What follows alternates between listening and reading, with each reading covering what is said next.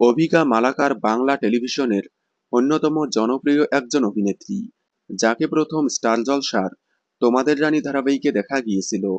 তোমাদের রানী অল্প কয়েকদিনেই খুবই জনপ্রিয়তা পেয়েছিল। অনলাইন অফলাইন দুই জায়গায় হিউজ জনপ্রিয়তা পায়। তবে দুর্ভাগ্যবশত ধারাবাহিকটি এত জনপ্রিয়তা পেলেও অল্প কয়েকদিনেই বন্ধ হয়ে যায়।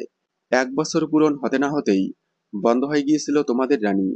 তবে সবাইকে চমকে দিয়ে অভিকা মালাকার আবারও তোমাদের রানীর হিন্দি রিমেকে প্রধান নায়িকার ভূমিকায় অভিনয় করেন। তবে সেই ধারাবাহিকটিও টিআরপিতে স্লটলিট থাকলেও মাত্র 5 মাসেই বন্ধ হয়ে যায়। গতকাল বন্ধ হয়ে গিয়েছে তোমাদের রানীর হিন্দি রিমেক পকেট মে আসমান।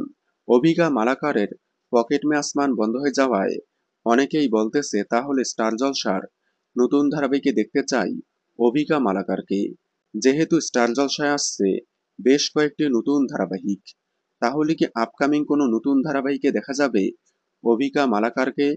আপনারা কি জলসার আপকামিং নতুন ধারাবাহিকে অভিকা মালাকারকে দেখতে চান? কমেন্টে জানাবেন। বাংলা বিনোদনের এই ধরনের সকল আপডেট সবার আগে পেতে চ্যানেলটি সাবস্ক্রাইব করে পাশে থাকা বেল আইকনটি বাজিয়ে দিন। ধন্যবাদ।